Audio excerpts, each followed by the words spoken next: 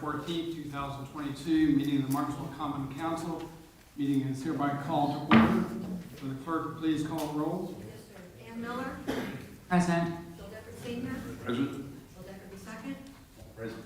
Jim Wisco. Present. Cindy Lips. Present. Ben Mayhew.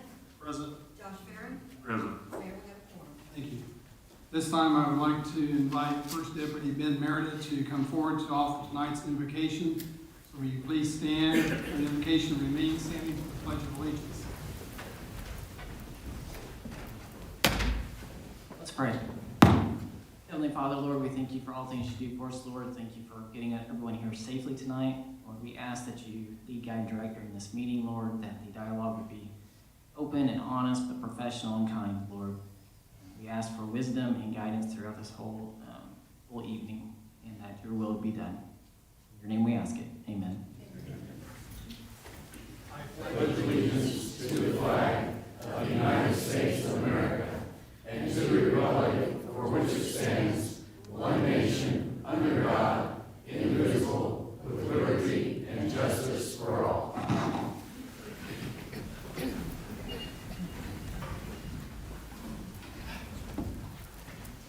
Prior to tonight's meeting, we've each received the minutes from the meeting of Monday, January 24th, 2022. Are there any additions or corrections to the minutes? Hearing none, I would entertain a motion regarding the minutes. Make the motion to approve. Second. Motion made and seconded to approve the minutes as presented. All in favor, say aye. Aye. Opposed, no. Motion carries.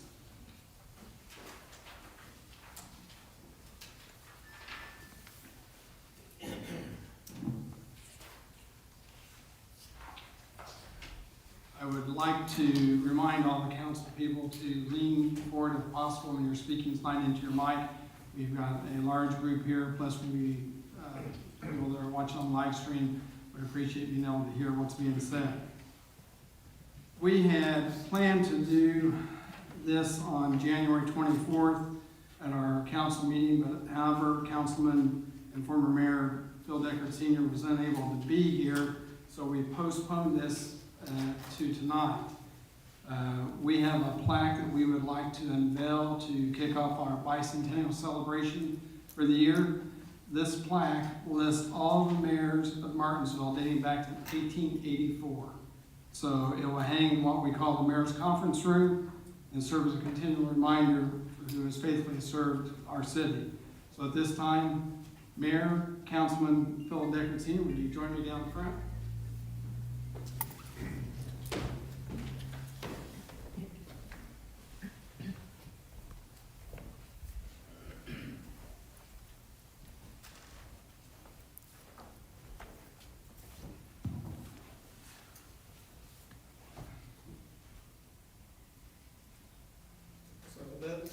This will hang, and Phil, I think you've got 12 years on there, if I'm correct? 16? I stand correct? But again, this goes back to 1884, and I want to thank this reporter for getting all the names together and putting it together for us. So thank you. Thank you.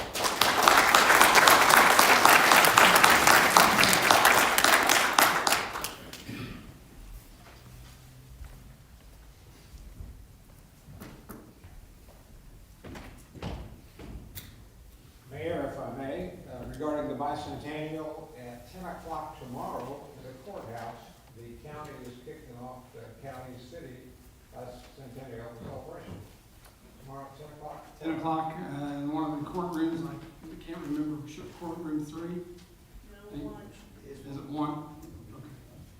Okay. At this time, I would like to ask Mr. Steve McConnell to come forward. He has a special presentation for the city.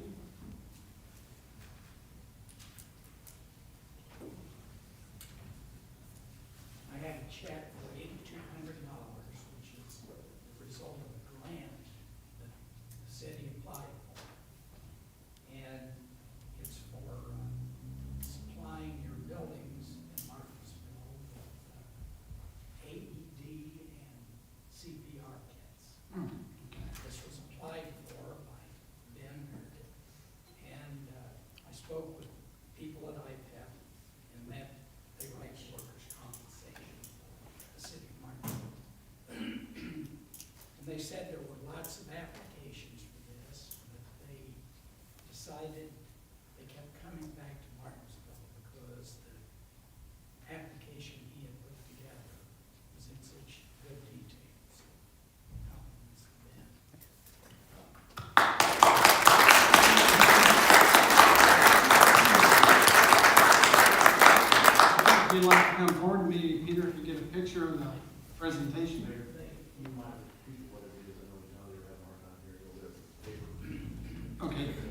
This is a grant that we've received, been put together for the AEDs and other life-saving devices that we have in the city buildings.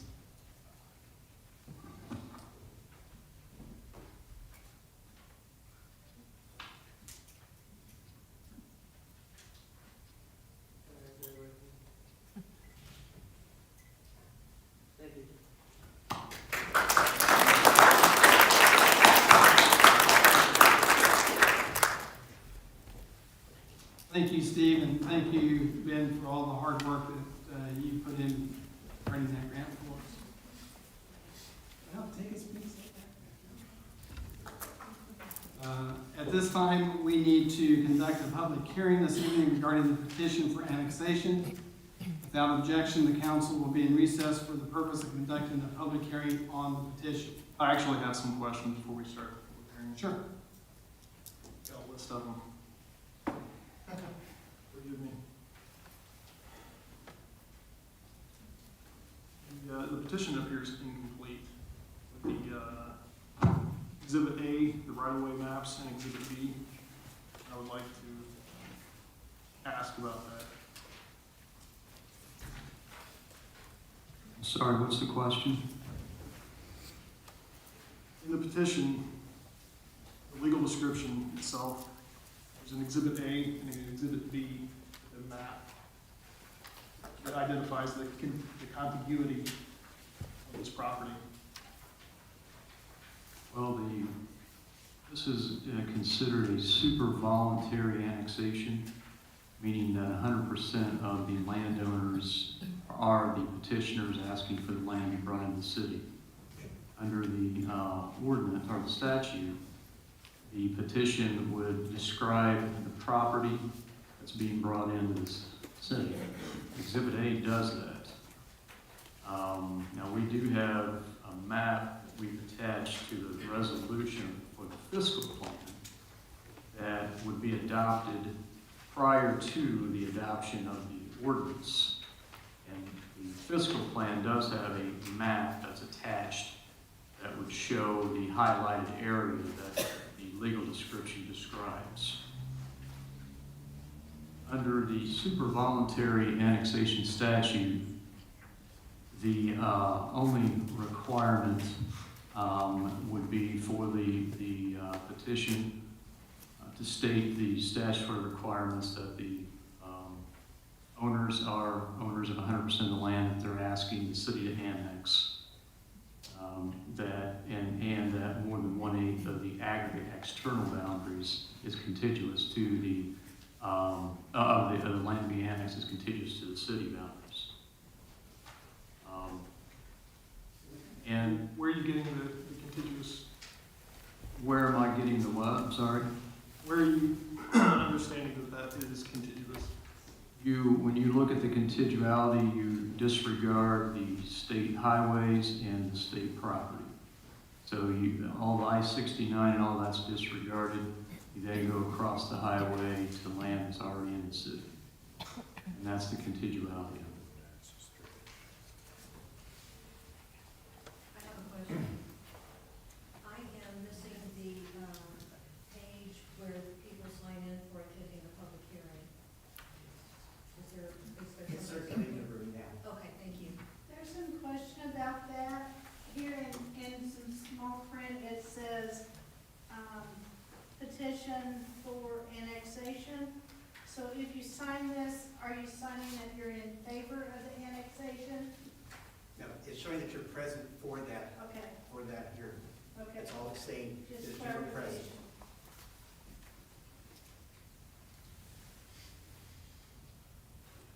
So my other question, or maybe not a question, but is it's an issue of the public hearing restrictions under Indiana 364321.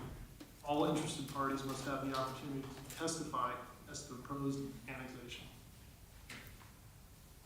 So I don't think we can limit the discussion concerning that. Well, the petition is to decide whether or not the city is going to annex the property or not. So I don't believe believe we're limiting the discussion. I believe the notice that went out last week was just a notification that if anyone was going to come to talk about the use of the property, then that is certainly not anything before the council this evening for annexation. That would be at a later date if the owners decided at some point to seek a rezone.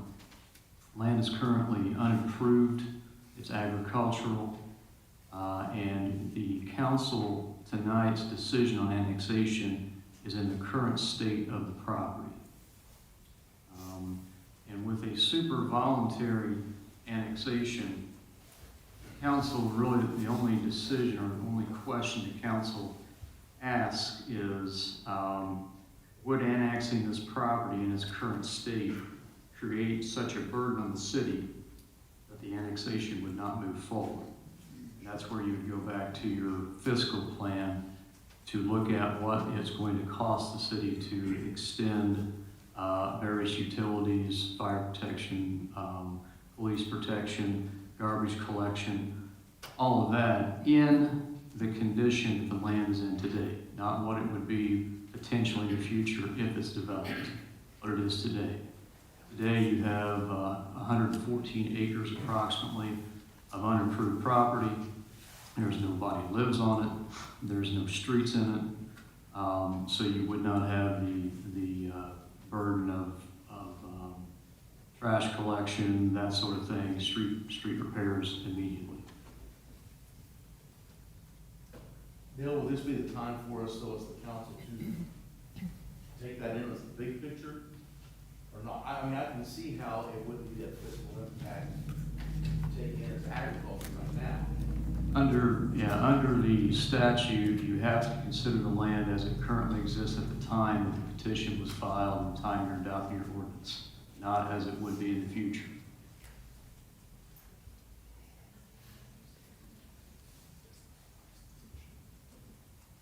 Because so would there be a part in the future where it would come back before us? There would be a part, I mean, in the future, and make sure I'm understanding your question correctly. You do have to adopt a resolution or a fiscal plan as to how you're going to extend certain city services to this land, okay?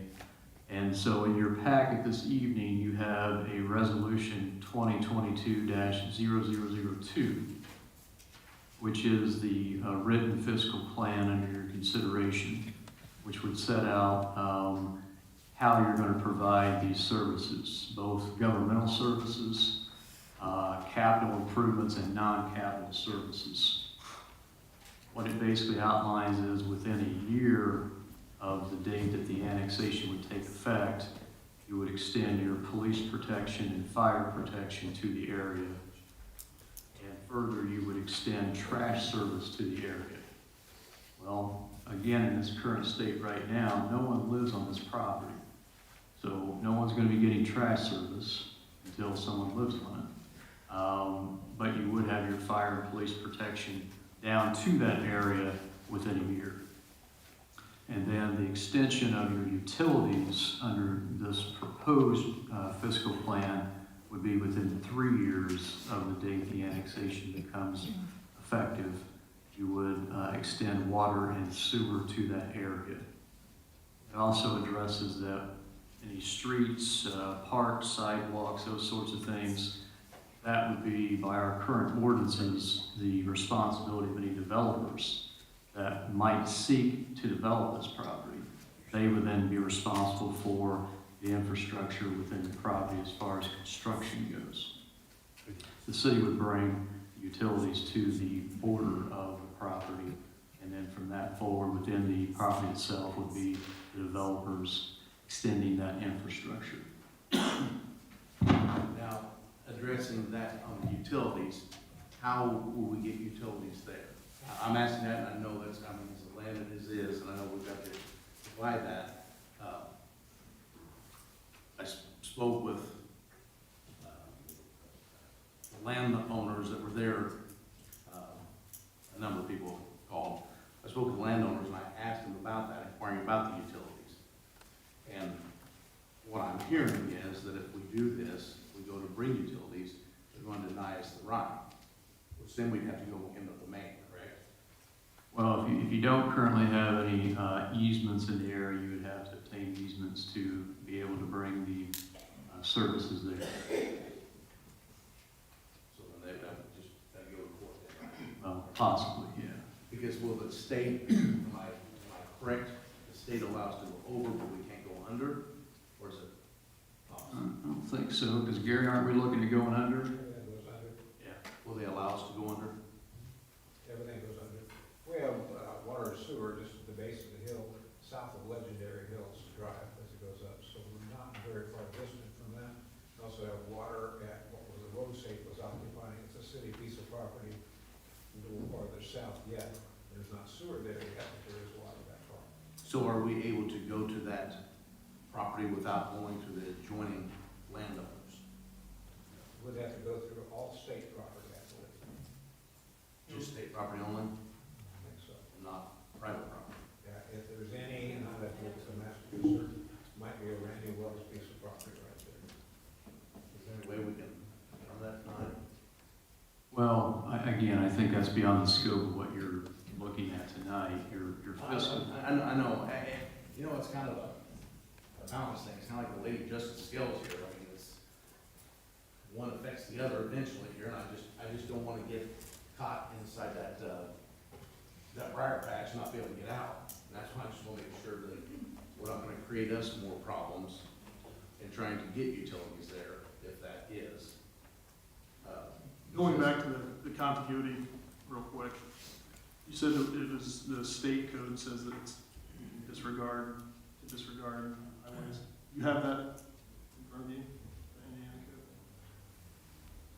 code? The code that on annexation is 36.435.1, the super voluntary annexation. Yes, You're asking me, do I have the code site where you ignore the state highways and right-of-ways? I don't have that code site with me now. wouldn't that be relevant, determinant for the? Well, my experience, in my opinion, is that is how we do it. We disregard right-of-ways and any state land to get to contiguous valley.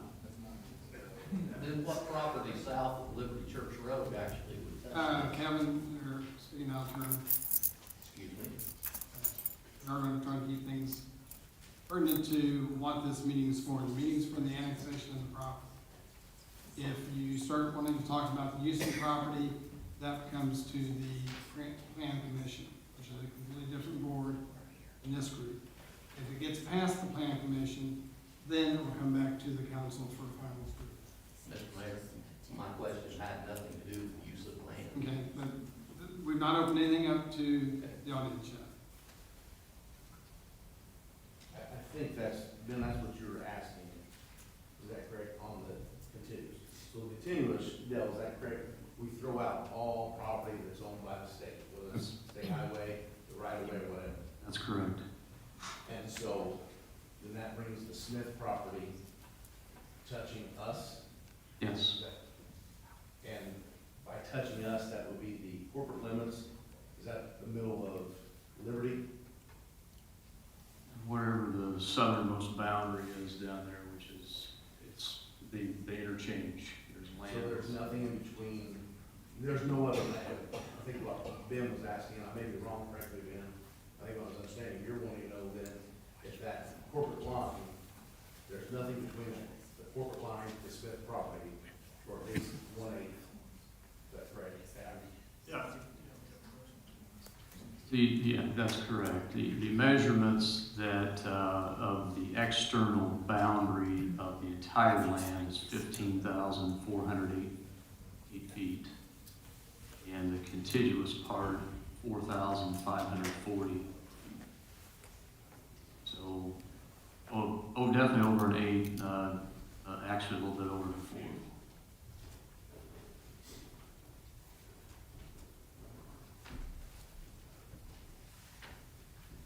Mr. Mann, you have some more questions?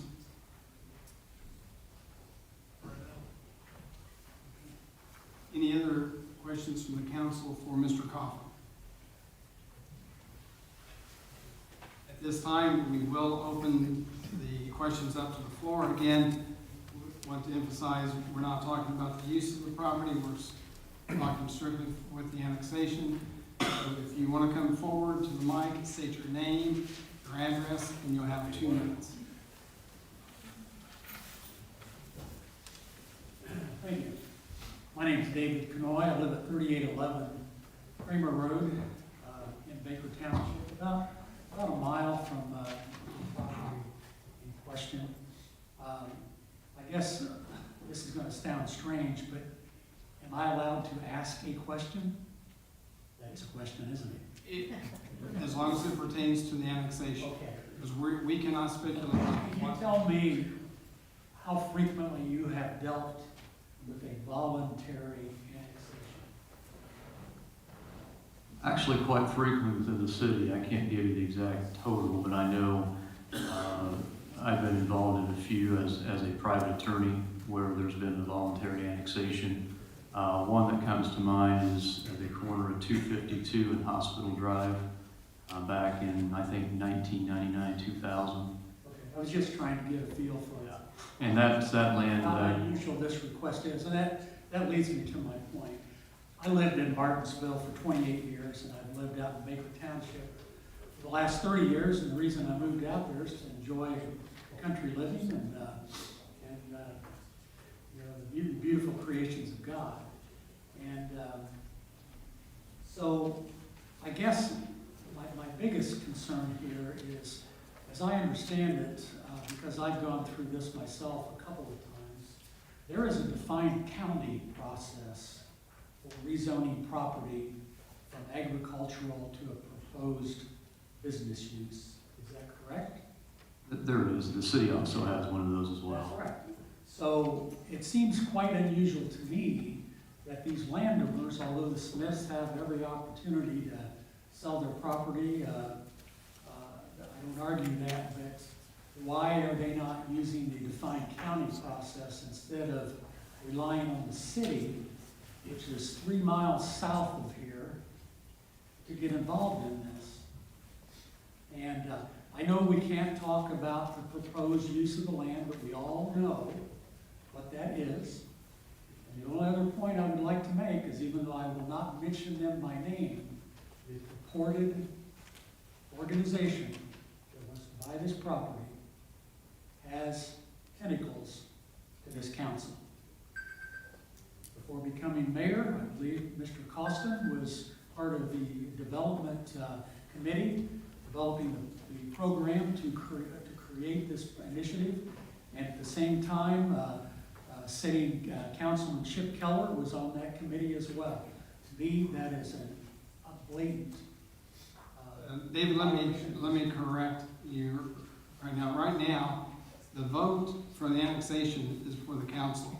I don't vote on this. I'm not saying you vote, but you do have some influence on that, Mayor. And Peter, I would like to forward this question to you. Did we not have that question before your article? I did not know the lady in question, Stephanie Nutter, until sometime mid-2019. The article in the paper Well, refers... she's posted on information she's put out that you were part of that initiative in 2018. So I don't know what the date is, but the point is, you're involved, former Councilman Chip Keller was involved, and now the city is wanting to put their 2 feet into this project when there's no need for it, because there's already a defined county process for getting agricultural land rezoned for business purposes. And I can't help but imagine that the landowners and the proposed purchaser have run up against some roadblocks in doing that, so they've come to you. And that's all I have to say. Thank you. Well, I'm going to address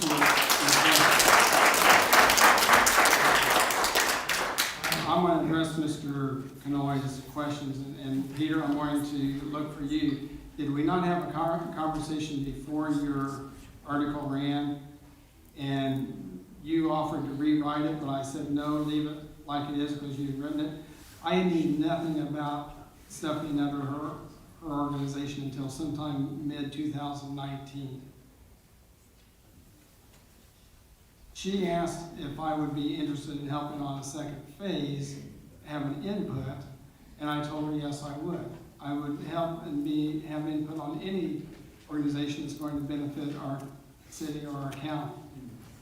So, this, you can believe me or not, but I was not anything to do with this prior to 2019. I'm not debating a date, I'm just saying you have been involved with it. That's all I'm saying. Okay. Mr. Mayor, respectfully, you started to open, or close the council meeting and open the public hearing, and then there was some discussion, and so the council meeting has never been closed to the public hearing. I believe what I stated, Counselor, was without objection, we'll recess for purposes of conducting a public hearing on the petition, and we open the public hearing. I thought I heard an objection from Mr. Mangan after that, maybe I misunderstood. I think he said he had some questions.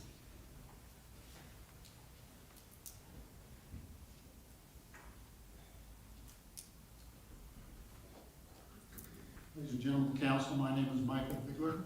I live at 5515 Turkey Track Road, out there in the middle of Baker Township and all this other problems.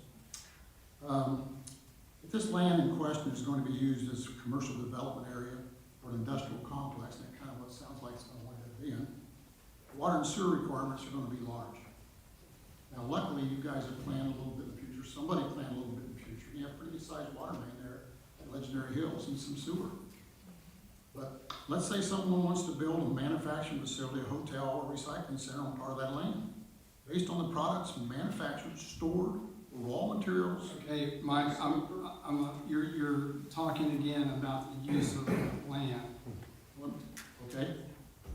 Here's the problem. Direct your question for annexation, please. Here's the problem. If somebody out there comes in with a manufacturing facility to build that, whatever is going to wind up out there, which is going to be the end course of this situation, depending on what they do, they may be required by state permits and state codes to sprinkle those buildings. So it's going to be costly. One, you're going to have to run the water main full size over to wherever you're going to make point of contact with that land. And two, the people who then buy the ground to do whatever they want to do with it are going to have to make that water main large enough in that facility to handle sprinkling buildings, should they have the right type of manufacturing, storage, whatever in those buildings. So for you guys as city council, as you move that water main, as you move that sewer to get ready for annexation, it's going to be the top of your money list to get that done and get it done right. Because it's going to take plenty of water to get that done. Kind of a double-edged sword. You can spend a lot of money up front and hope that you get a lot of takers.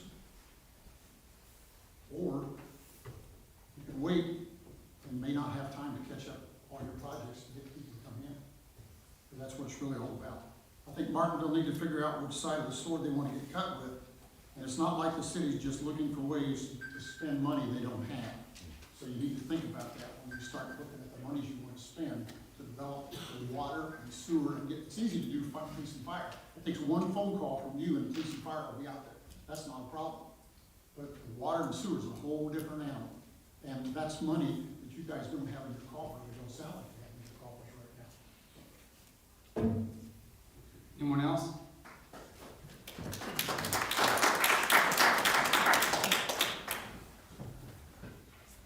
Brian Coy at 4491 Gadsby Road, also in Baker Township. And I know a lot of you. I've had personal dealings with a lot of you in my former life. The only thing that I ask is that use your head when it comes to this vote. I mean, I think you all have started to process some of this, and you can see that there's some underlying factors here. Okay, there's a reason they're silencing you or silencing us on, you know, why we can't talk about what the future prospects of the property is.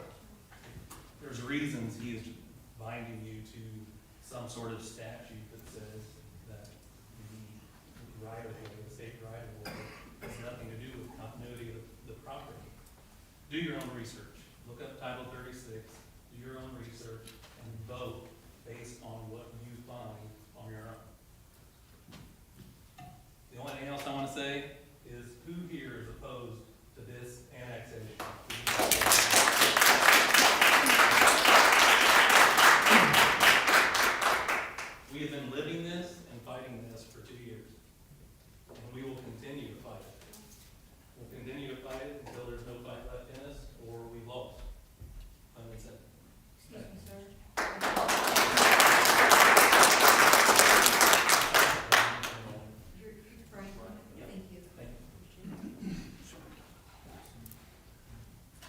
else?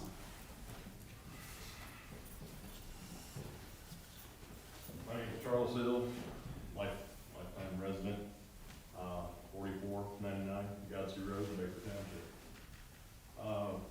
My question I'd like to ask the gentleman to your left, Kenny, but usually I hear super voluntary annexation. Usually in the IC code, it seems to me I've deemed that usually when the city wants to annex, you've got 3 people per acre, maybe a subdivision, parts of that land use that's going to benefit the city with taxes. And since we can't talk about the use of the property, I'm trying to figure out what is the perk for the city to annex this agricultural property.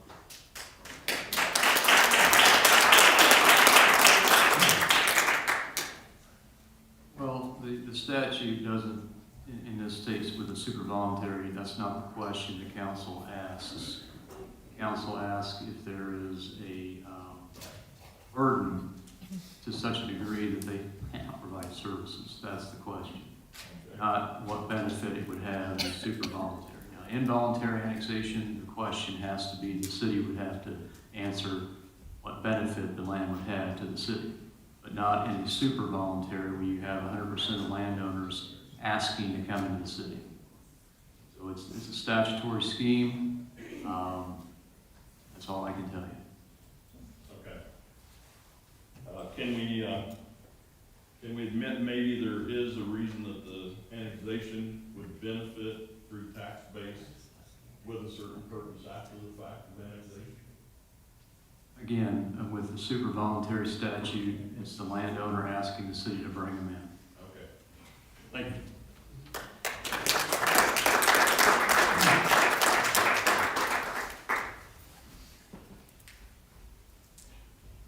Kim Brennan, 3945 Kerrigan Road, in Baker Township.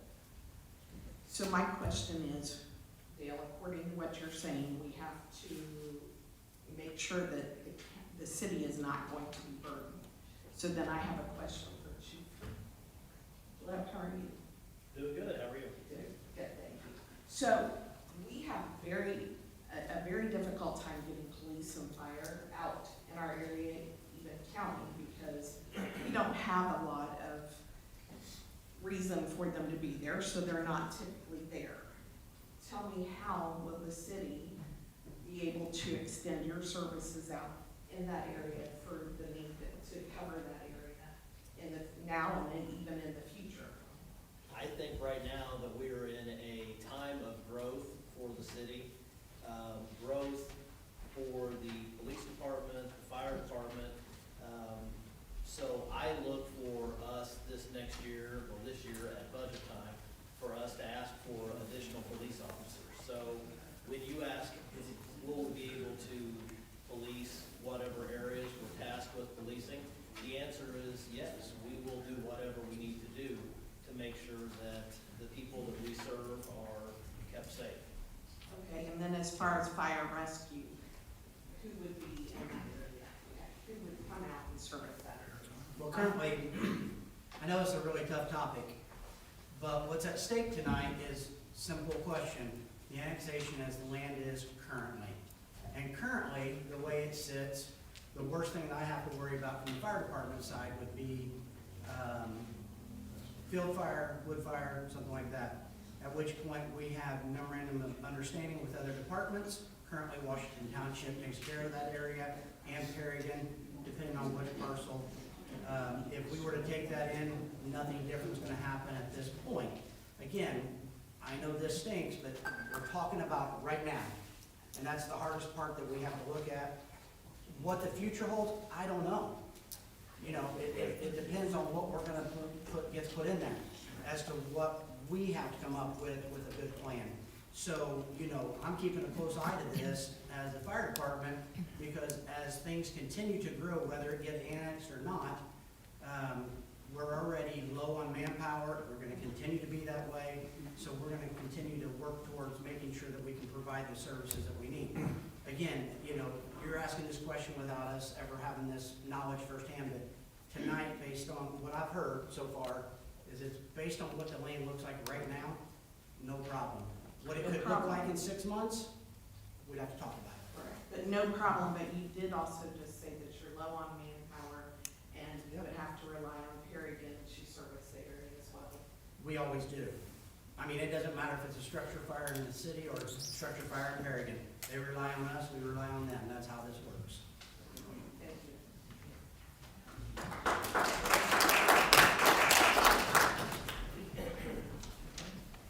Jeremy Bright, 5586 Perrigan Road, Martinsville, also in Baker Township.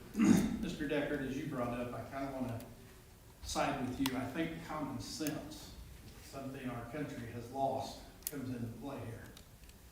We all don't want to talk about what this use is going to be, but every person here knows what the use is going to be. It's already been laid out on the table. So we need to use our common sense here. And I know we're not supposed to talk about what's going to happen now, but we also need to figure out how we're going to pay for those resources down the road before we bring this into the city. And my question for the attorney, please, what is the continuity? You got, where's the corner of the city of Martinsville currently? Down to the intersection of Liberty Church Road. Liberty Church and where? Well, that's, I mean, the map would show it, but it's on the east side, west side of, east side of the highway. So it'll be on the east side of the access? Yes. Because Maxwell's currently owned between the access road and the highway, so that breaks up your continuity. I understand, but there is continuity there. I can't think off the top of my head the landowner's name where the city limits has it right now. Well, everything on that three corners is Maxwell. Jeremy, here's a map. Okay. But lastly, we've talked about police and fire. You guys have talked about sewer. Everything you guys are talking about tonight is acquiring more financial resources. And at least once a week, if not daily, I find on Facebook or in the newspaper, the citizens of Martinsville trying to figure out how to pay their water and sewer bills currently. So who's going to pay for this sewer extension to that property when we've already talked to, through Mr. Canoy, we've already talked to the potential developer on this site. They're sitting on less than $3,000 for this project. That's not going to compensate what they need to make this project work. So who's going to pay for that? So I think common sense, guys, has to go into play. Thank you.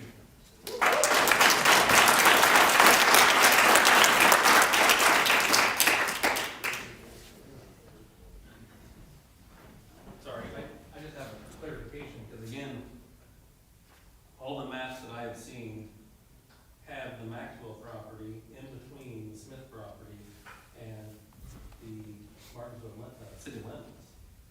There is nothing that I have seen research-wise coming into this, which I'm actually surprised that this didn't come up beforehand. And I'm surprised that you're so dead set that there is continuity between the Smith property and the city limits.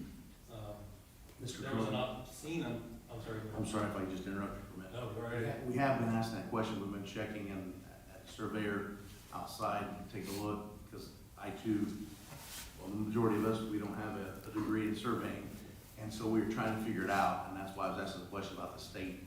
From what I've been told, the state ground is tossed out. I've been told that.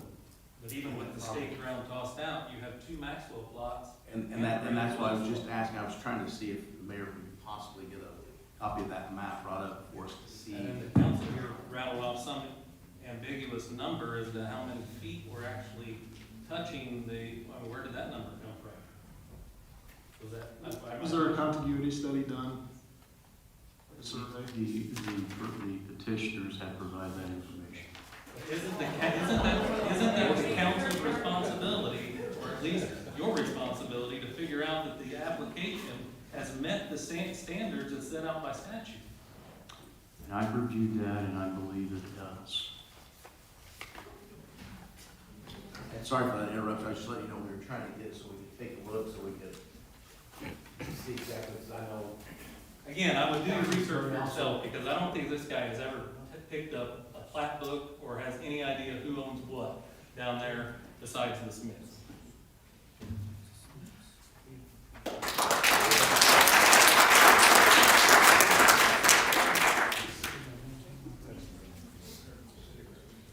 Hello, my name is Becky Hamilton. I live at 3945 Perry Road, Martinsville.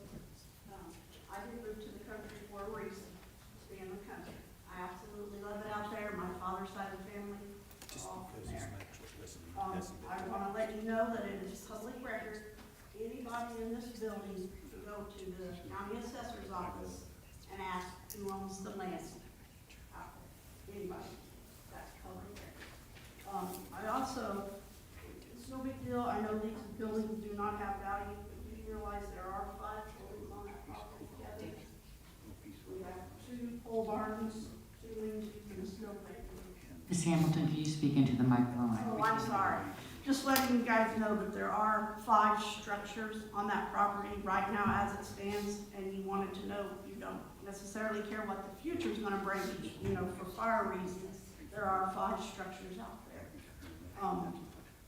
I also want to let you folks know, I have talked with Laura Parker at the county building over there. She does work in the plan commission. The Smith family did come to her to get this taken care of, and it was denied. That is the reason they're asking you to be annexed into the city so they can get this taken care of. And I just have one more question. Ms. Hamilton, so stated again that the Smith family were denied by the Planning Commission to have their property annexed, correct? They want to make it commercial, and they were denied. They were denied to make it commercial. Not rezone it for that, will not. And so that's why they are coming to the city to ask to be annexed in so they can get this to go through with growing green. Is there a reason for the denial? The ordinance, that's the reason. Did Ms. Parker also say that the county did not see that that was a good use for the land, that it was No. not suitable for? I don't honestly know if it was not suitable, I just don't think it was in the ordinance for it to be there. Gotcha. Can you guys tell me who owns the property? I would like to know their names. I want to know who you have owning that property. The petitioners are Carol Smith and Walter Edward Smith. 5 different parcels. Well, I have to. Thank you very much.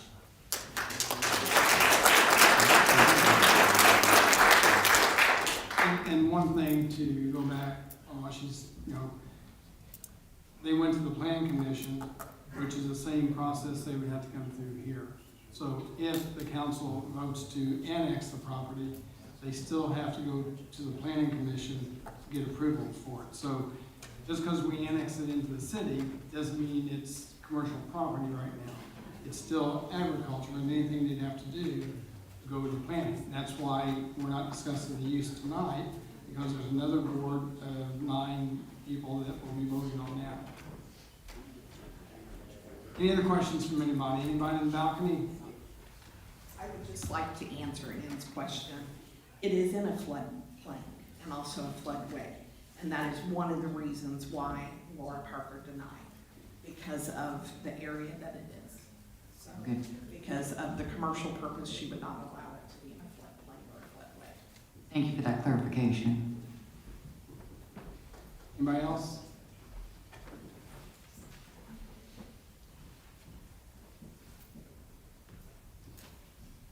Can somebody explain how the process works with this? You keep saying that it goes back to you guys for usage. No. So how does this work? If the council, once we close the public hearing, then we've met that requirement. Okay. Then we'll have the first reading. In a super voluntary annexation, we cannot vote to suspend the rules and have it passed on one hearing. So we will have to bring this back up again for a second reading in 2 weeks, on the 28th. If the council approves it, then Growing Green, I would assume, again, making assumptions, I would assume Growing Green, if they're gonna purchase the property, would have a purchase agreement contingent upon the zoning. So then they go before the plan commission which is a 9-member board that will do the exact same thing the county did. They'll go through, they'll ask questions on certain requirements. Again, everybody is welcome to come, it's a public meeting. That's when we'll talk about usage. So if you guys, if the council approves annexation in 2 weeks, Mhm. and it goes in front of the planning board, and they deny the use, It's done. Well, wait, it is not annexed into the city at that well, point? it's annexed in. The annexation would But be done. that use is not done. It would be 114 acres of farm ground in the city that could be used for something else. So then, to back up again, you brought up Growing Green, so I'm gonna open that door. If Growing Green brings this in, how do they purchase this property from the current owners in order to make this be annexed in the financial position that they're in today? That, We always wanna talk about today. I have no knowledge. I have no knowledge what their financial resources are or anything. Are you currently involved with them? No.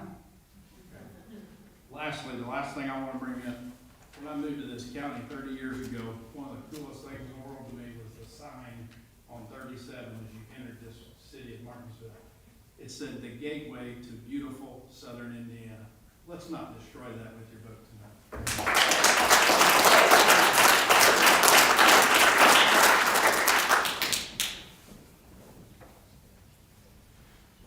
Anyone else?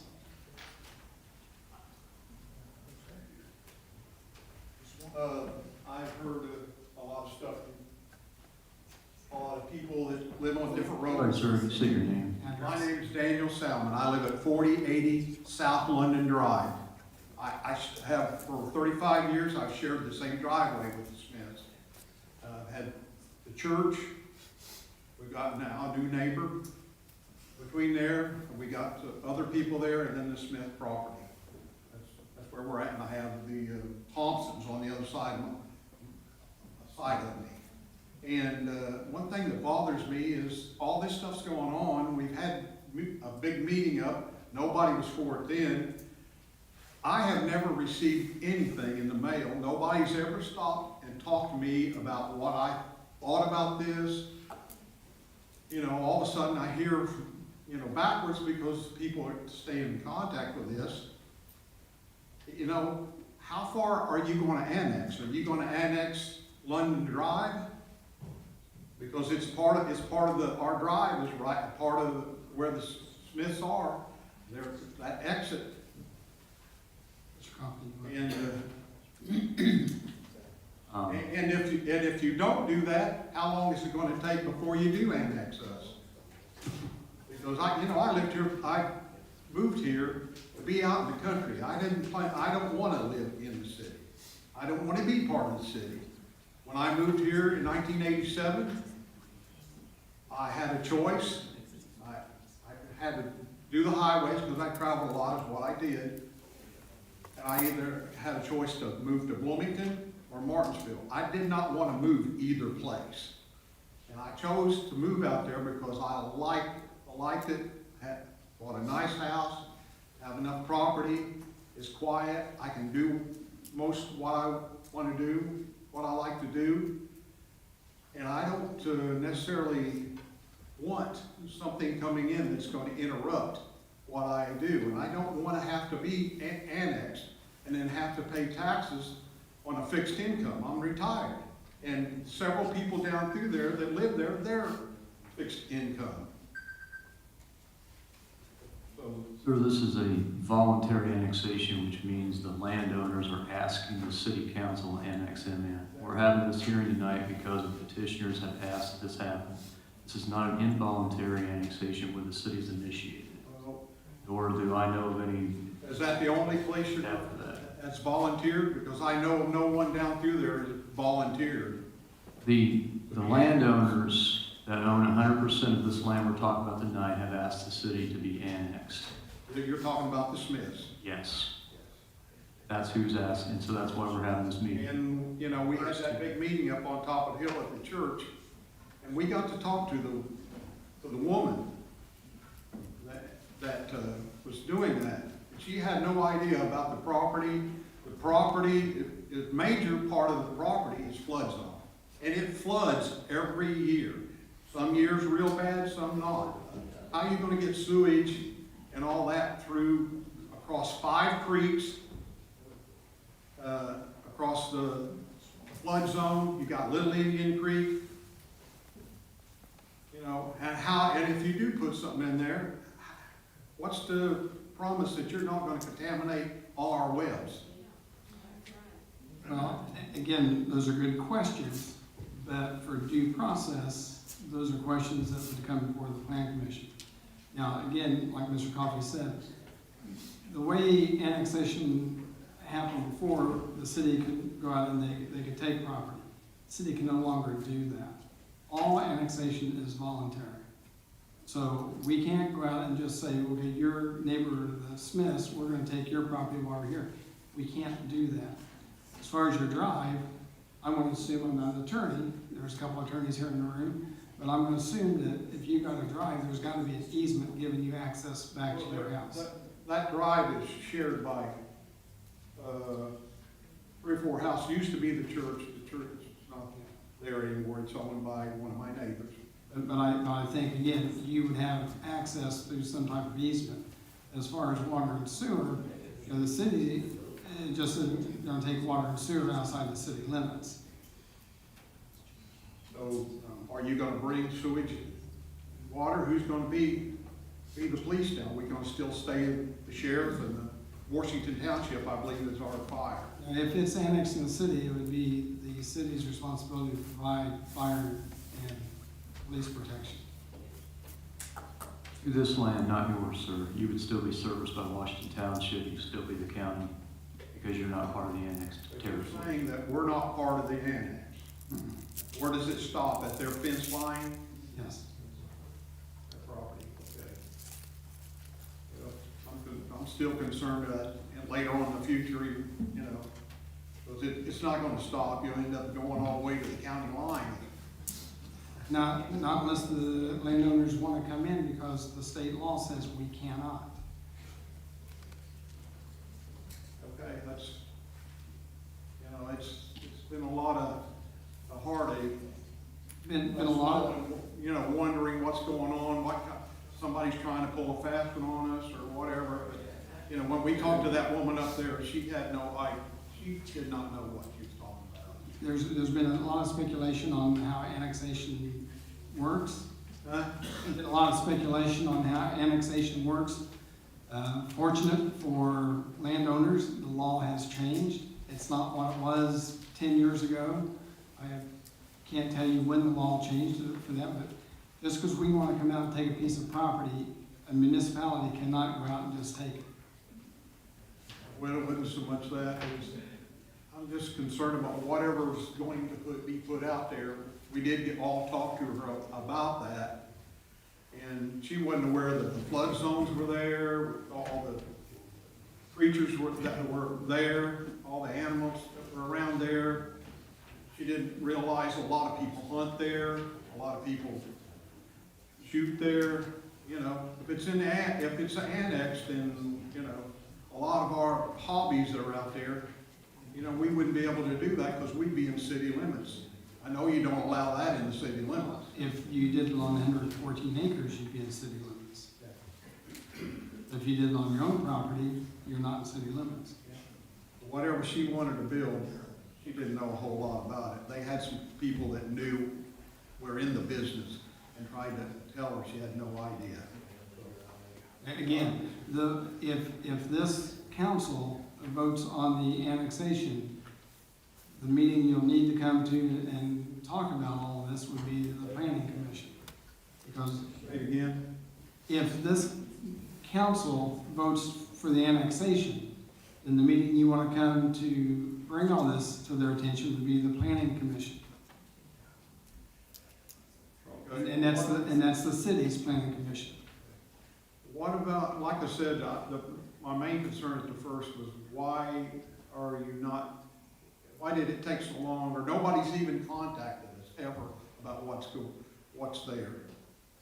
The notice requirements for super voluntary is just the one notice in the newspaper publication. Landowners do not get notified on a super voluntary Well, annexation. I know the landowner's not gonna contact us, I know, understand what they wanna do, but, everybody that lives out there, it's gonna affect everyone.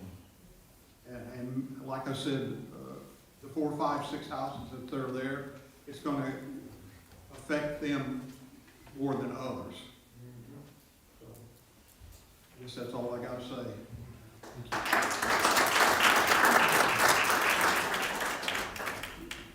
Seems to me the most important thing for you council people to try to figure out is exactly where the boundaries are. Because we've had some differences of opinion on, is that land in fact joining city land or not? Mayor's right, you just can't go out and take land. The old shoestring annexation thing went away years ago. So if that land doesn't touch the city land now, this thing's a done deal, it's done. So before you vote on anything, you better know where that land's at. And I don't think he knows.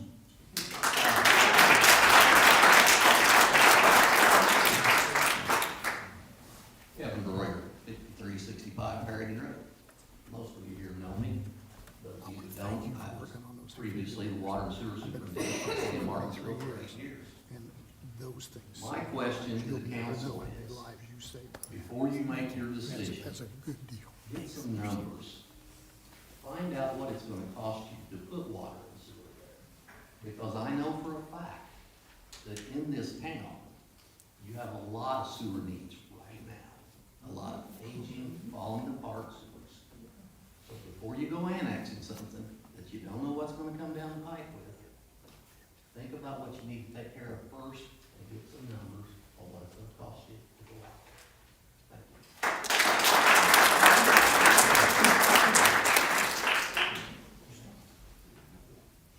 My name is Robert Christman. I live at 4255 Kramer Road.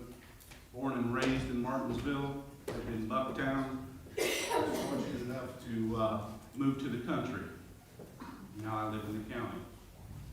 I understand that we're restricted by not being able to talk about the use for this property.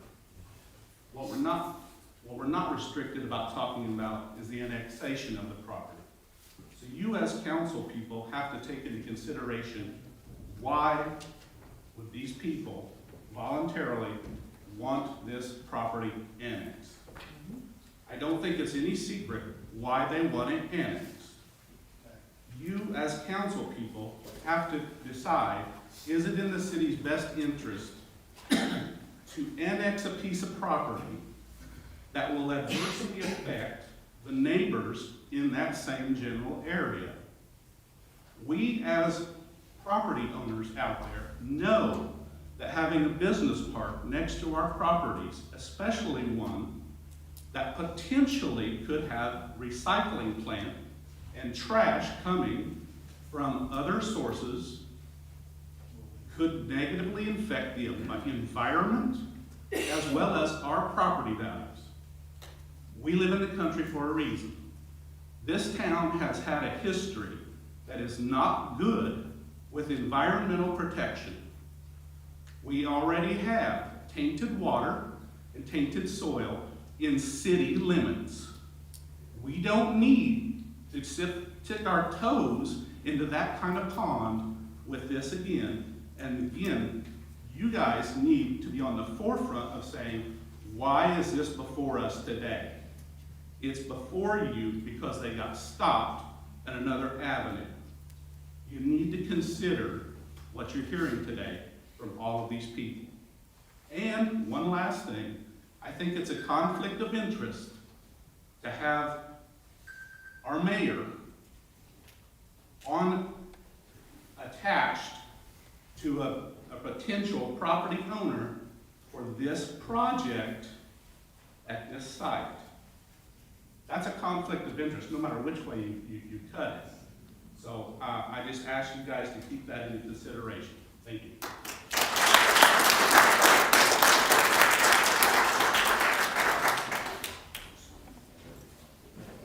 Well, I'd touch on something Robert just mentioned for the council.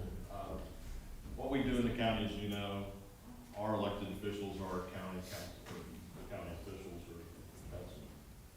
That is who our government is. The besides township trustees. And, this has already went before them in kind of recommendation no to consider that. And I think the biggest concern here tonight is you're talking to a lot of county and rural folks that we aren't involved in the city and we don't vote for city officials. And we have no way to affect that. And that's the major concern, I believe, here today. We have our county commissioners that we rely on. So, I think tonight that's, like Robert said, that's the thing that kind of worries the folks out in the country is if it's city annexed, our voice is gone. That's what we're afraid of. And that's where I'll leave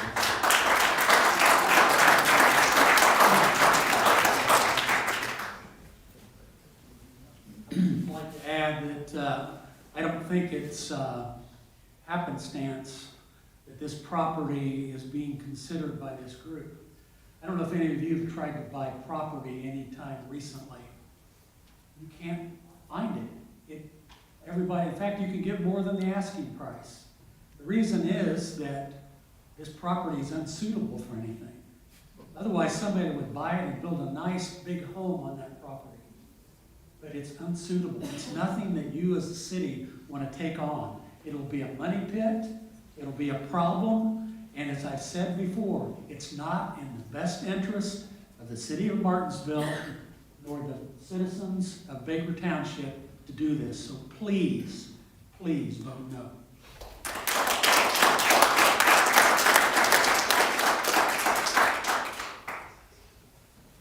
Anyone else?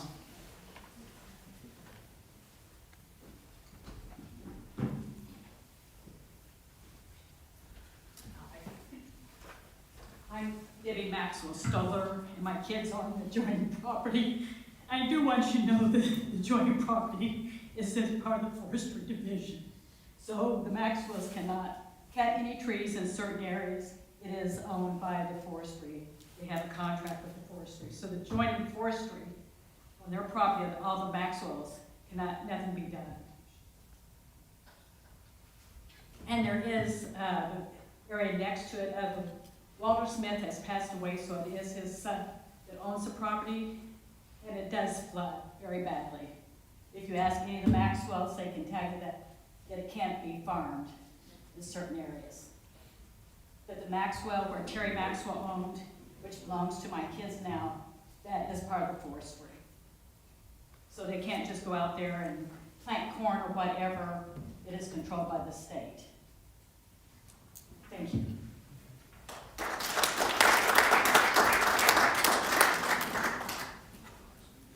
Anyone else? Anyone in the balcony? Is there any other comments for tonight's meeting?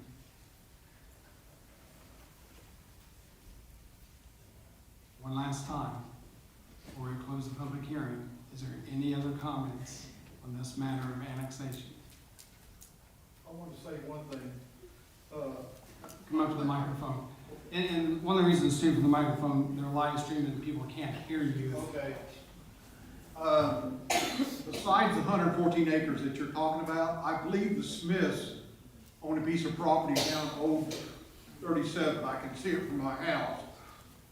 He leases his property now, and the property down the road, several acres, he leases to some farmer that either plants corn or soybeans a year.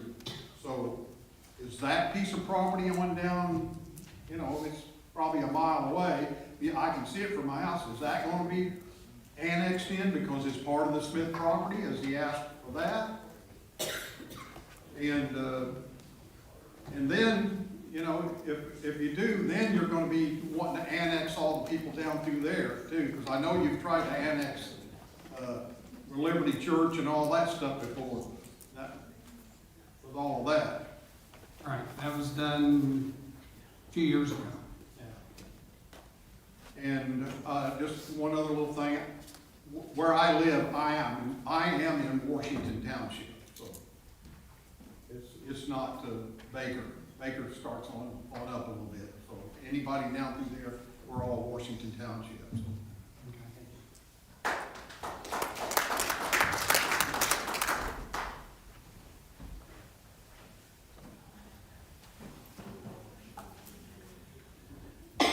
My name's Anthony Blake. I live at 3919 Godsey Road. Earlier this year, or last year, 2 times, Turkey Track, the new road that actually goes down the hill and ties into Godsey Road. And Godsey Road also has a new bridge. Both those roads were closed due to flooding, 2 times. Thank you.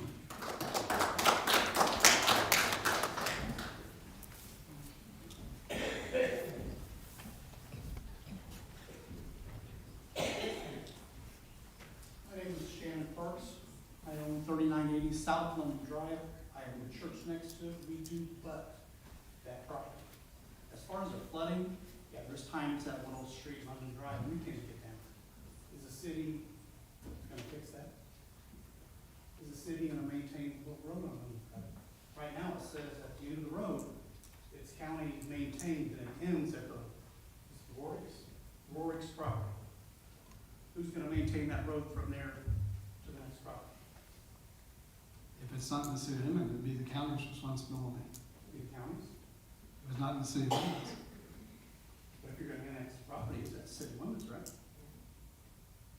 If it's the city limits, then the city would take care of it, but only with what's in the city limit.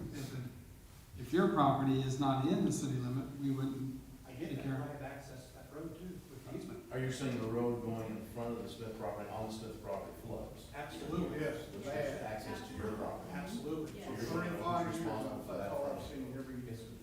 That would be whoever would ever develop that property would have to have a plan before they come into the plan commission, because, correct me, Mr. Oaks, if I'm wrong, but don't you have to have any flooding, problems addressed when they come for planning? Yeah, they'll have to, where they can receive any kind of building permits. We'll have to determine, and we can on the state's new website now, within a matter of seconds, you know, it doesn't take hours or months or anything else, to determine where the floodplain and the floodway is. It's different accessibility. If it's in the floodplain, you can go above a level, you can build and make useful purpose of the property. If it's in a floodway, which means it slows down the flow of water, you can't do that. So it depends on where they want to do something in that property. What's the benefit for the city to annex this? Why would you want to? It's not a question that's before the council tonight. It's not a question they could consider in the super voluntary annexation.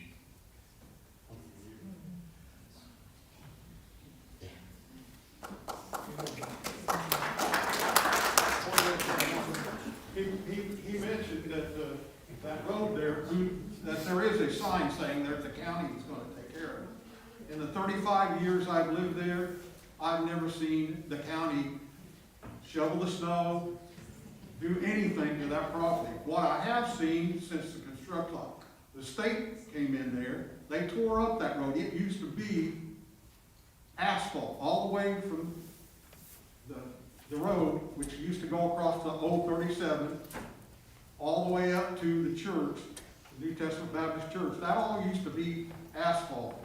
When they built that highway, all of that asphalt was torn up by bulldozers, construction trucks and all that. Guess what? It's still torn up. Still torn up mostly. Once in a while Shannon scrapes it and makes it look nice again and all that. But I've never seen state or city come out there and do any of it, ever. It wouldn't have been in the city's jurisdiction, but the county's jurisdiction, and the county administrator is right behind you there, Mr. Messler. You maybe need to talk to him after this meeting. You're welcome, Josh. I was getting kind of tired of that bus running over me, so I thought I'd throw it. Anybody else? I mean, tonight is your time to voice your concerns in regards to annexation. And again, you'll get another time if this goes through. when the state put that interstate through there, and I live on the interstate, it didn't do Martinsville or Morgan County any good with water. Because there's more water trapped down there now, because they raised the interstate level, and all that, that whole annex, that whole exit 134 is just one big retention pond.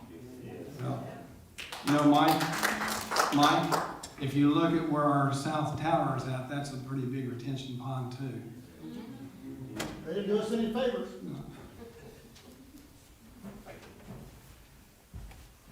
Wayne Metcalf, 4885 Godsey Road. Prior to that, for 32 years, a block away from here on Washington Street. You know, I know all you guys for a long time. This is just a question on point of process.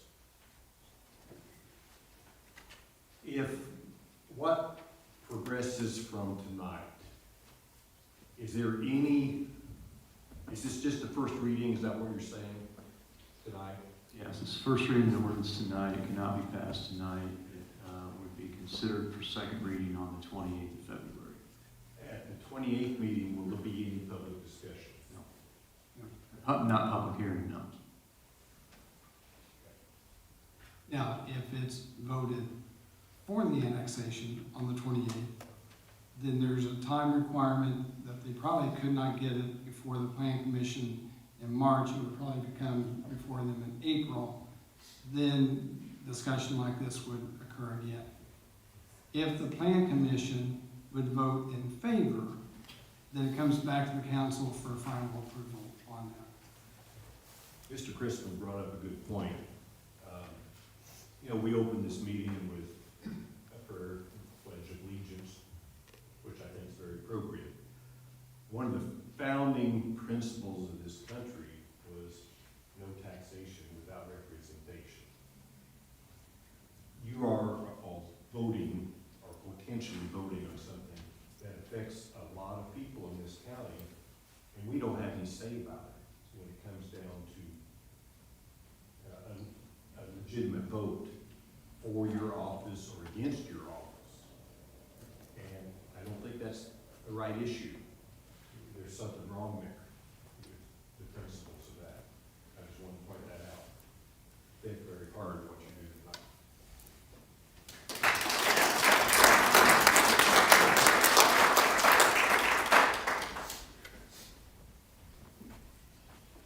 Any other comments?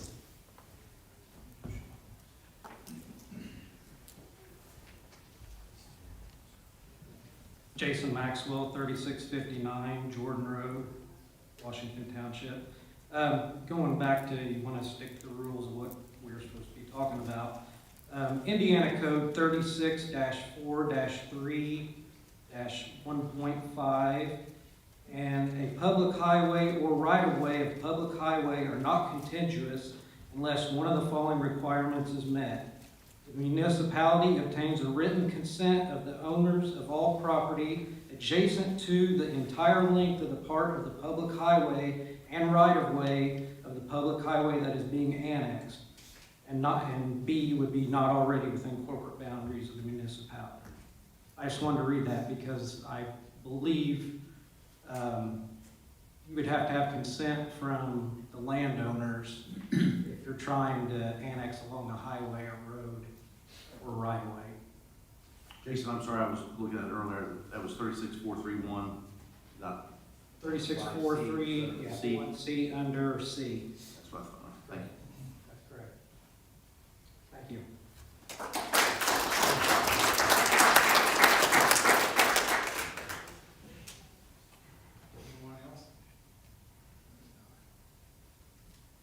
Anyone else like to make a comment before the public hearing is closed? Okay, this is your time to voice your concern in regards to annexation. Any other comments to be made tonight?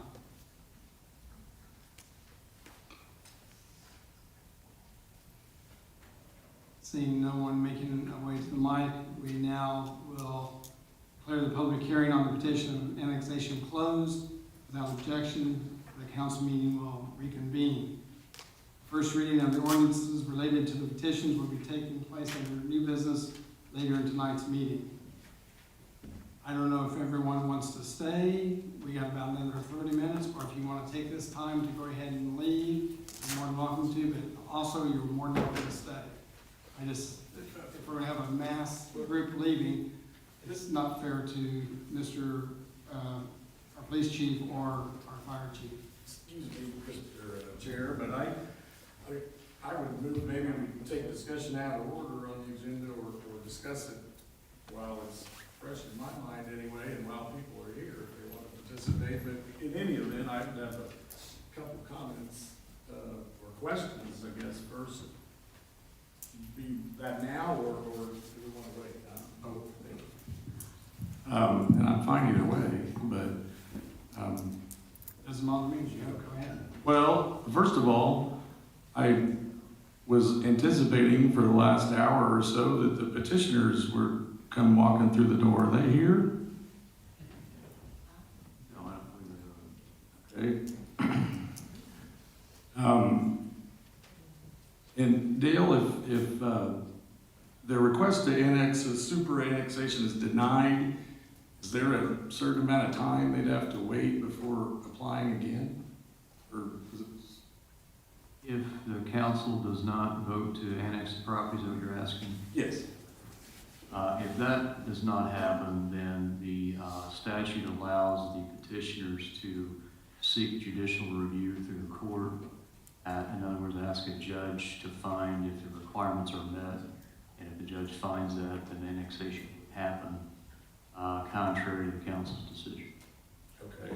And so if they chose not to seek judicial review in some amount of time, came forward with a similar but different petition, is there any time preclusion on that you're aware of? I'm aware of it. Okay. And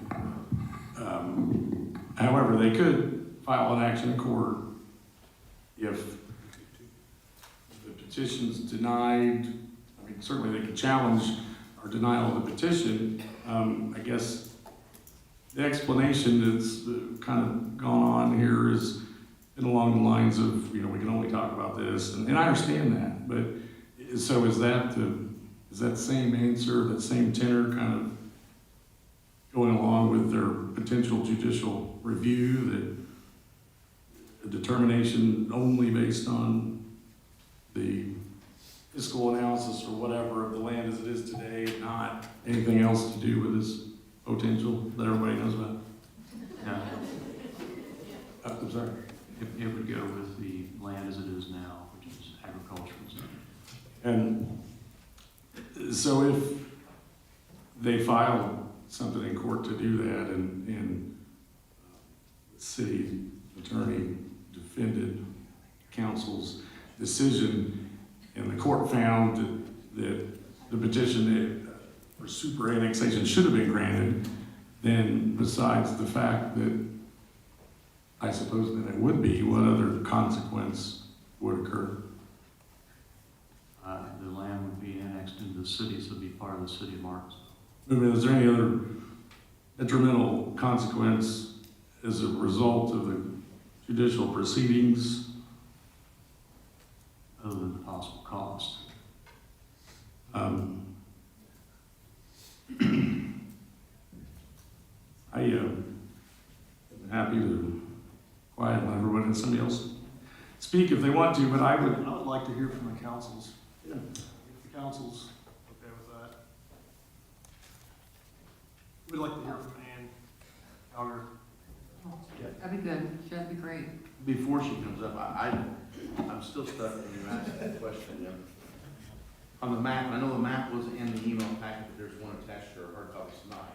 I can't make anything out with that. I've been trying to still look at the Elevate and EGIS, mobile, the Elevate.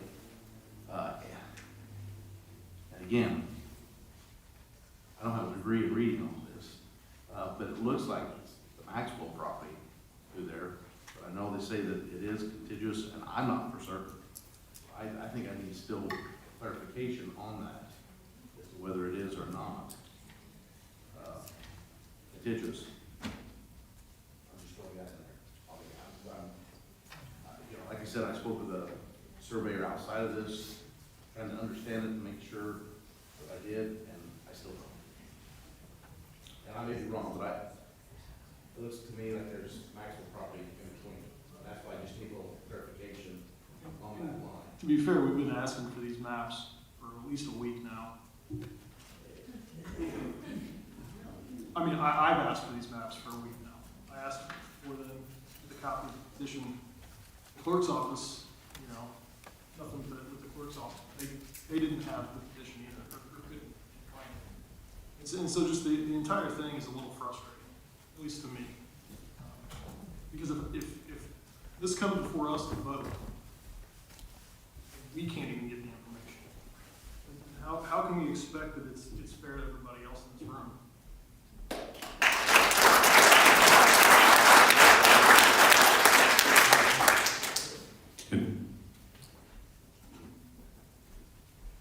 I would just have a couple other comments to make, and I guess I first would say that at least you all have not lost your voice this evening and showing up in numbers, and I appreciate the civility from the vast majority of you. I think that obviously everybody in this larger community wants what's right, what's good, what's helpful, what will raise the tide for all boats. And that's the trouble. I mean, I kind of wonder, and we don't probably need to even engage in this, but if this was not this project, but if it was Project B, and I know we can't talk about it, but you know, project, a different sort of thing, what would be palatable and what wouldn't be? Because at the end of the day, this is a balance between the need for development. I mean, it's inevitable that something's going to happen in this vicinity and all up and down the corridor of the highway and beyond. It's needed. If we just are stagnant and wither on the vine, that's not helpful or good for anybody. I suspect even at some point, you know, Hamilton County probably had cornfields or something. It happens, and that's good for all of us. So that's on the one hand.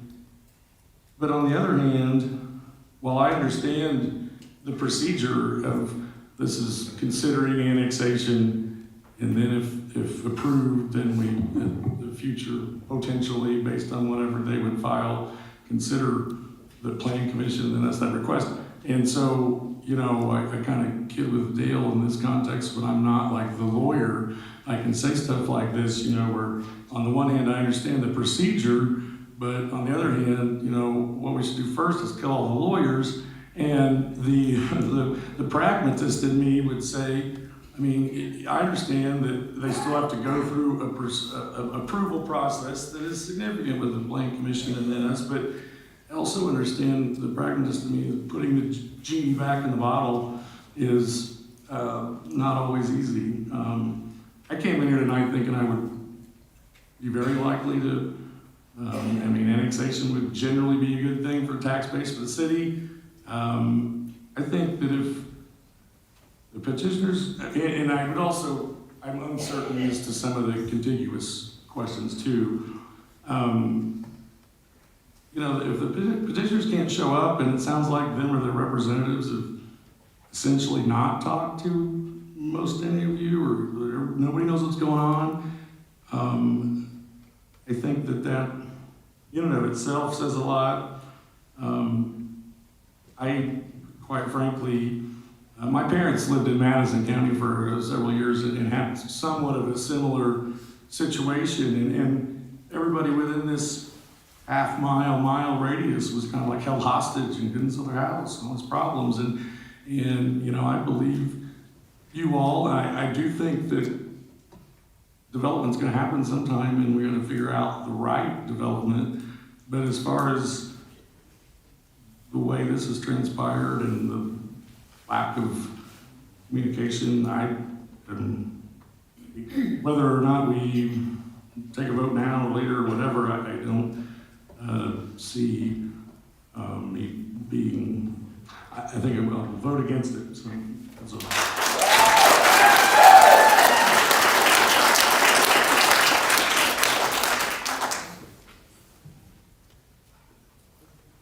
Any other comments from the council? I'd like to hear from our legal counsel, your opinion on this?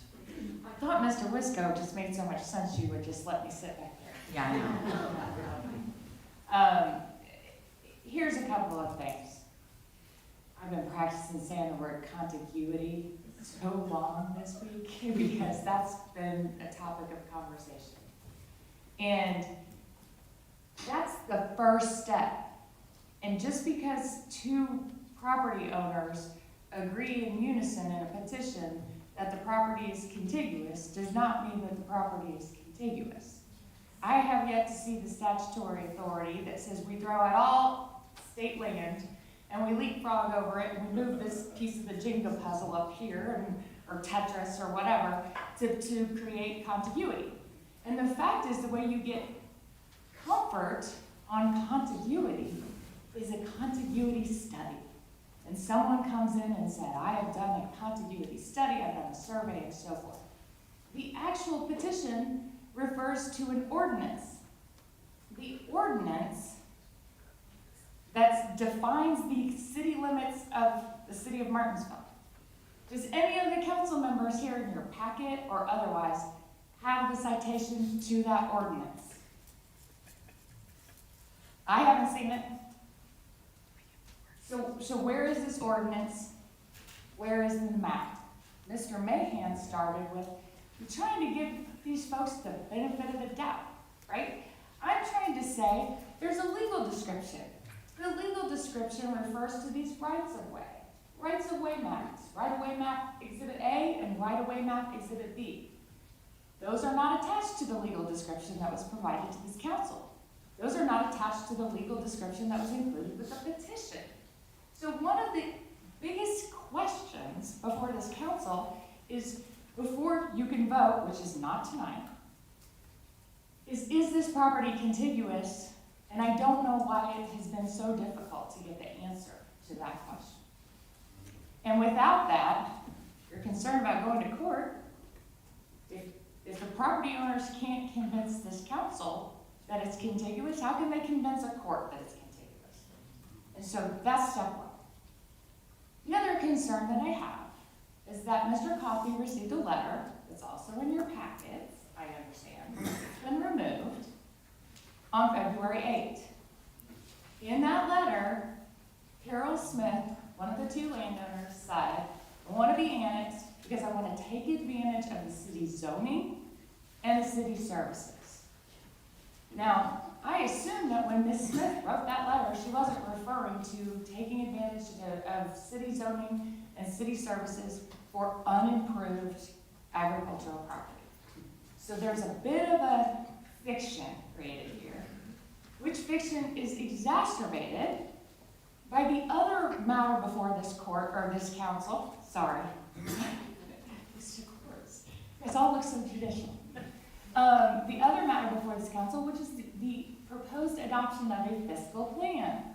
This fiscal plan that's put in front of you has several flaws, but one of them is it says the developer will pay for this, the developer will pay for that, the developer will be responsible for that. So you're supposed to, on the one hand, pretend like you're considering just this 114 acres of unimproved agricultural property, but on the other hand, adopt a fiscal plan that recognizes that development is in the future for this property. So I think it's very difficult to assert. And finally, I would just ask Mr. Coffey if he can provide me what it is in the statute, the actual words in the statute that say the only thing this council can consider is whether there would be a burden to the city to annex this 114 acres as agricultural land. Because I've spent more time with that statute than I care to admit in the last week. And from my perspective, I haven't seen those words. And that's why we have a fiscal plan in front of you. And so, in terms of your fiscal plan, you have something that says we anticipate, don't anticipate, anticipate. 9 different times. And it says, don't think there will be any additional costs, and I think that there will be an increase in tax revenues. But there's nothing in there to back that up, and there's nothing that shows any kind of study to do that fiscal plan.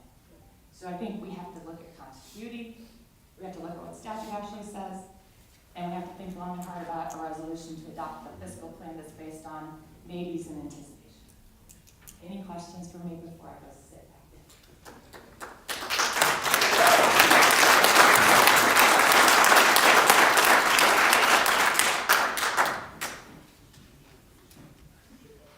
Any other comments from the council before we move on?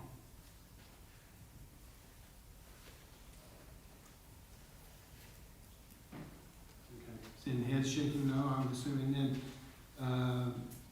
Chief Richards, would you like to give your report, please?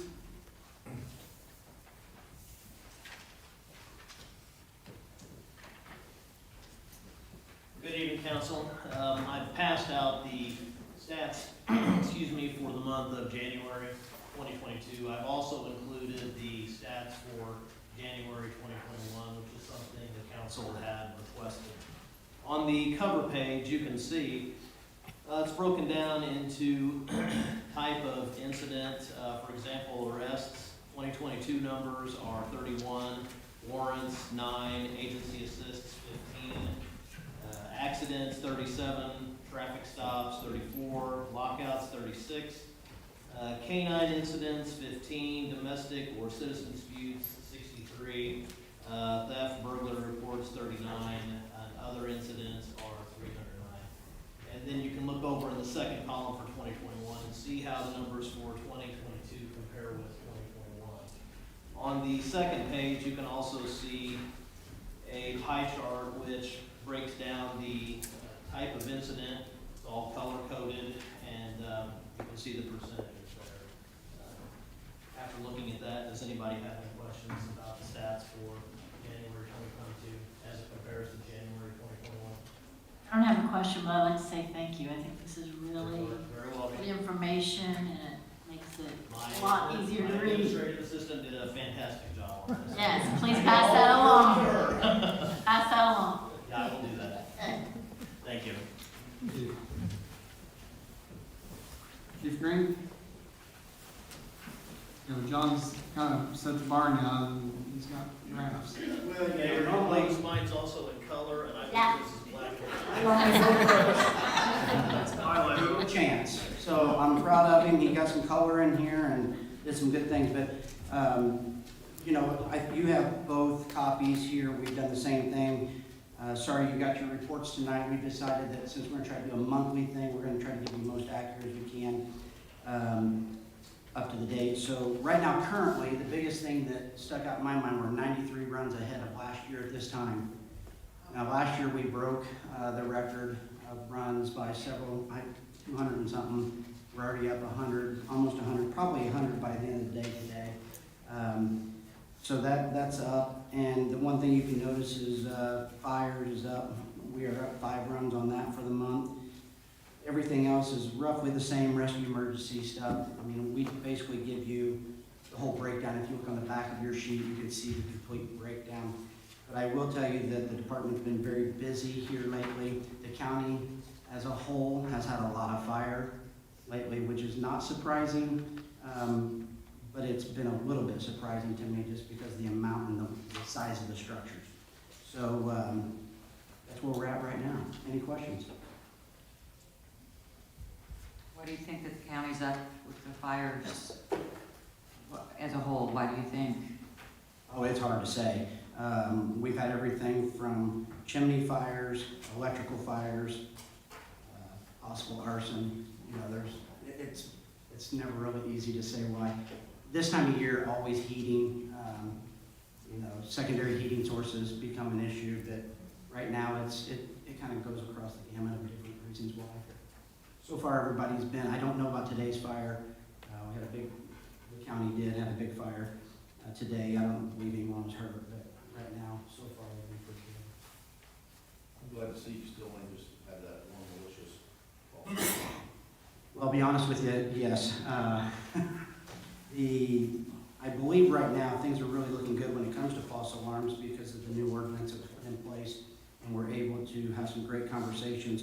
I will tell you that the principals group at the high school, or the school administration, allowed for us to come in and have a discussion on our procedure, their procedure from when fire alarms are pulled, how things go.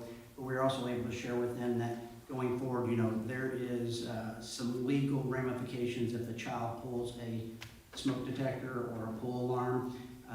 There's some money involved in it, Class B misdemeanor, I believe it is, if they do it maliciously. You know, there's a lot of things to this now because there's a lot of resources, as I told the principals, and I appreciate you letting us come in. As I told the principals, there's a lot of resources coming to your school. And they are coming not just from the city of Martinsville, but because we have memorandum of understanding with Washington Township, Gregg Township, other places. These are large structures. If they are on fire, I need them coming. So we are endangering the public potentially. And so that's why it's important that these young people understand that we just don't pull them for giggles. And there's, you know, there's a lot of repercussions that'll come from it. So. Chief Green, that was an invitation. We didn't let you. Oh, Invitation. Thank you. So, anyway, any questions? Thank you very much. Thank you. Mr. Dunn? Yep. We'll keep this real short. Mayor asked me to just fill you in on the snowstorm that we all were aware that happened on the 3rd and 4th. The timing of this one was really difficult because Wednesday night it was raining. We couldn't pre-treat because if we put anything down, the rain would wash it away. So we had to kind of wait until we saw it was actually starting to freeze. At 3 o'clock in the morning on the 3rd, we called the guys out, 7 men.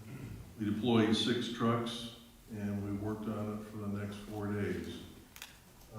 We went through 120 tons of magnesium chloride and salt, the new de-icer we're using, and 80 tons of sand. These snow events are not without cost. This last one cost us just the overtime and the materials approximately $30,000. We were really fortunate, the local contractor, the LaFerry Group, volunteered to come out and help us, which I thought was just super on their part. No cost to the city. Their equipment, their gas, their manpower, and they took care of the downtown area, which allowed us to tackle the hills, the higher priority areas first. I want to really thank all the residents because we'd ask them not to park on the streets when you know a snow's coming, and by golly, they did it. So I really appreciate our citizens doing that. It was also good to see neighbors helping neighbors. There was a lot of that. So all in all, it's over. Back to, we still have plenty of supply of salt and chemical. We brought more in. We brought another 80 ton, and we just got, I think, another 4 loads of sand. And Frank, I want to thank you and the guys. They did just a tremendous job. I think they all got about 25 hours of overtime in. You know, they would go home and sleep for a while. They work during the day. They come in at night, and it's tough duty, but they did it, and I appreciate it. I know it's often common, but it's inevitable to have some type of mishap, right? Could we have the accident or anything this storm? Yeah, unfortunately, we had one on North Jefferson Street, but those things happen. Nobody injured? No. Good. Thank you. Did the groundhog see his shadow, or is there any more snow coming? I killed the groundhog. All right. Thank you. Okay. Moving on to new business, Mr. Coffey, we have resolution 2022-2. You want to explain this and what we need to do at this point? This is the first reading of the fiscal plan tonight, and it'll be considered second reading next meeting, the 28th. Same with the ordinance, first reading of the ordinance, considered at the next meeting. So does council understand both of those ordinances, this is the first reading, and it'll be back to vote on the 28th, the second reading. Any questions? Mr. Oates? Separate ones, I'm sorry, that's what I was trying to find. They're 2 separate ordinances, but they're pertaining to the same annexation. Okay, thank So you. this just serves as a first reading on those. Okay, thank you. Mr. Oakes?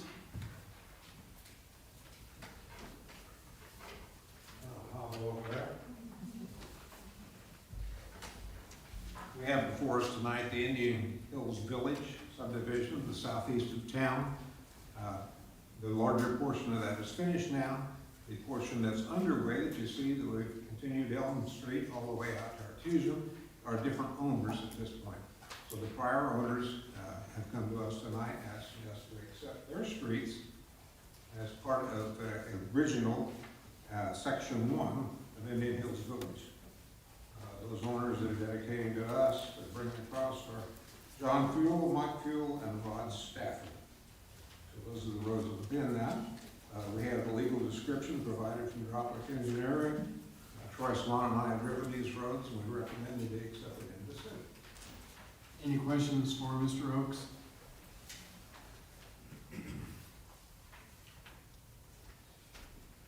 Then I would entertain a motion regarding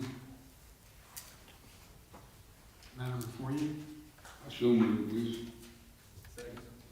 The motion so moved and seconded on this. All in favor, say aye. Aye. Opposed, no. Motion carries. Thank you, Gary.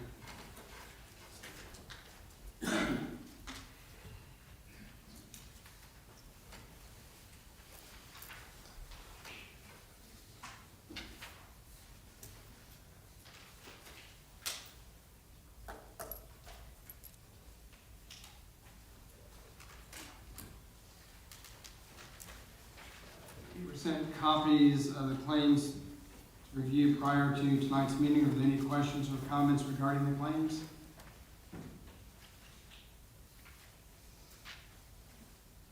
I'll make a motion to approve the claims. I had one question. Are we just, as far as the summer concert series, we're just dealing with, one company, is that right? We're not, It's Mr. Helms, the same we've done in the last, I don't know, 4 or 5 years. okay, so we're just dealing with the same company we've dealt with the last 4 or 5 years. Okay. Are there other companies out there we need to be looking at in? I don't know, I thought, maybe I didn't know, we could kind of diversify a little bit, or, you know. Okay. No, Mr. Helms is the only one that's come forward to do anything for us, Okay, so. so he's the only one that's ever approached the city. Okay, I was just asking that. Okay. So there's a motion on the floor to accept the claims. Is there a second? Second. Motion made and second. All in favor, say aye. Aye. Opposed, no. The motion carries. Any comments from the council tonight? Do we have an update on the building, for the RQW, or, We have a meeting, is that this week or next week? Thursday. I think Councilwoman Lips, Councilman Decker Senior, myself, Becky here, and Gary, John. I mean, I guess we need to consider this, their input on this. Yes, we're gonna start on the keep forward. Any other comments from the council? I guess I would like to request that our news media give a little special effort to extending a thank you to the LaFerry Group, who donated all their time and equipment during that inclement weather. And the other one that I would like to extend something, I know he would not take a pat on the back, and he's probably be mad when I say this, but Gather Around the Barbecue supplied lunch for the guys that day, and they really appreciated that. Oh, he was to bring treats tonight. I think he got scared off there by showing up. Anything else from the council? Yes, happy Valentine's Day to all. Yes, happy Valentine's Day. Isn't this a great way to spend our Valentine's Day? I mean, just feel the love in the room. I want to feel when I get home too. Mr. Porter.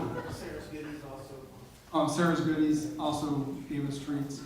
I know I've asked several times tonight, but here's your last time. Anybody in the public announcement or comments or anything? Yeah, related to what we discussed tonight. Anybody? Well, Kenny, I'd like to bring my phone down and show the floodplain.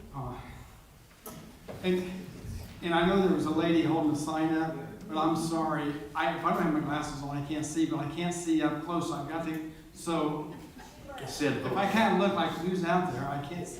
They said vote no. Oh, okay, thank you.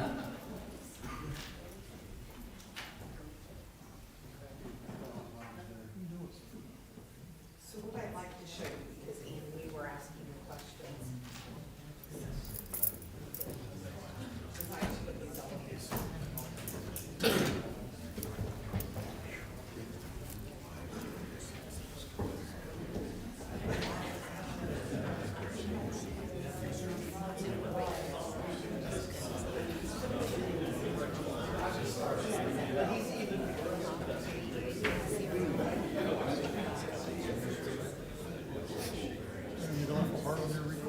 Okay, I tell you what, I think we are, if there's no other business, we're gonna stand adjourned, and you can look at the map that's been brought about.